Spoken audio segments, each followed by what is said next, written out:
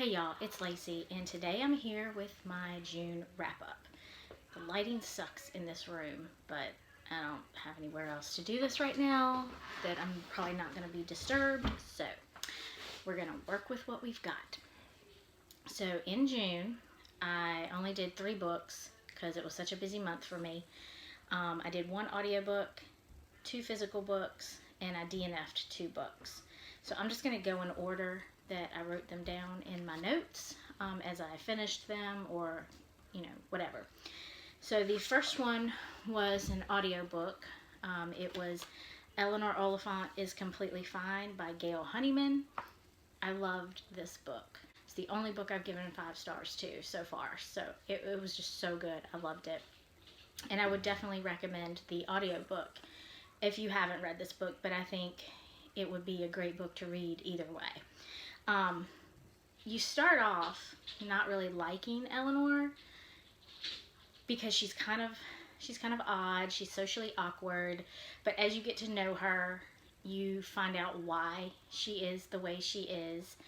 And it's kind of like there's one moment in the book that like totally changes her life, and at the moment she doesn't even realize how much it's going to change her life.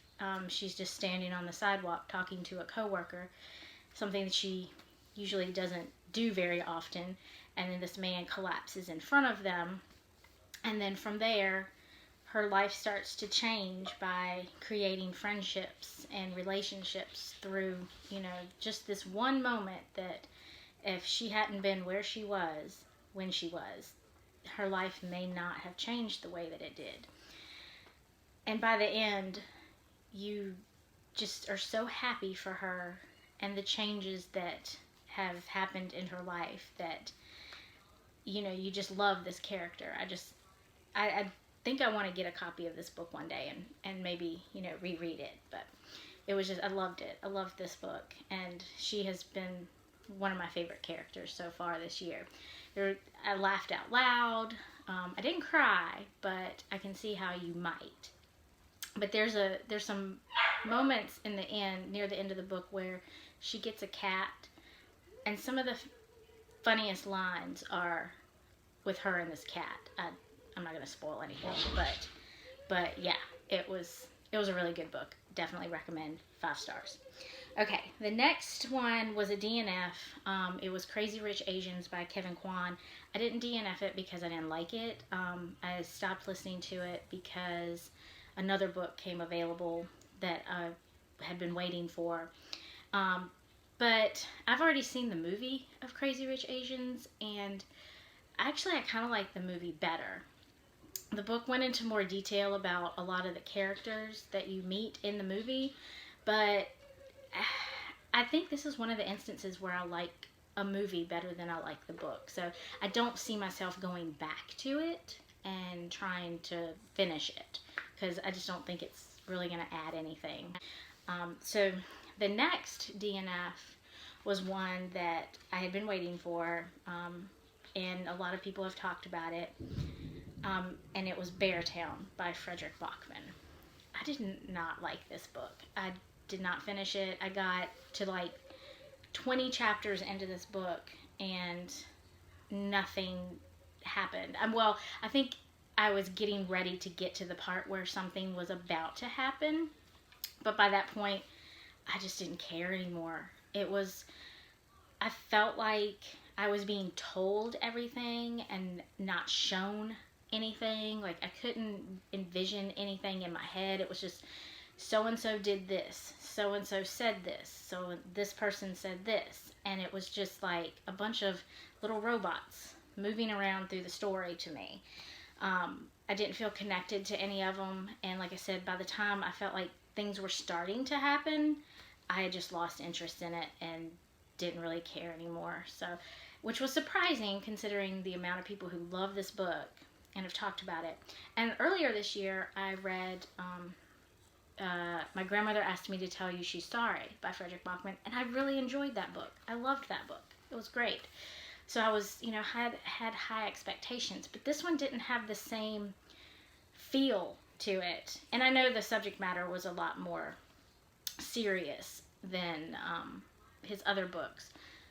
But it didn't have I didn't feel like it had the same writing style. I don't know. There was just something that just, it didn't feel the same to me. So I had to give up on it and didn't care anymore about it. The next one that I read was A Knight in Shining Armor by Jude Devereaux. This was a buddy read I did with Tia from Tia and All the Books, and Angie from Literary Labors, even though they finished it way before I did. But this is about a woman named Douglas, and she's traveling in England with her boyfriend and her boyfriend's daughter, and things do not go the way she had planned. And it's got some time travel in it, forwards and backwards. She is left, like, abandoned at this old church, and is completely, just upset, and is crying in this church, and this man appears, her knight in shining armor. So then it's about something that they have to do and find out regarding Nicholas, the knight in shining armor, who has come forward in time from his time, and then involves her going back in time to try and solve something back in his time. So anyway, it's a romance. This was a reread for me. I had originally read it back when I was a teenager, and I think the last time I read it was probably in my 20s, so that's been quite a while ago. And it was weird reading it at the age I am now and having so much time in between readings, because Douglas, the main character, she kind of got on my nerves a little bit, and I never felt that way about her previously. Mostly in the second half of the book, where she is, in a different time, and she was just kind of annoying and bratty, and she got on my nerves a lot. And then, it was, so my original rating has always been 4 stars, and I think I'll leave it at 4 stars, but I think it could actually be like 3.5. But I mean, it's still a favorite of mine, and it was a fun reread to do after all this time. And then the last one that I read in June was Sidney Sheldon, Tell Me Your Dreams.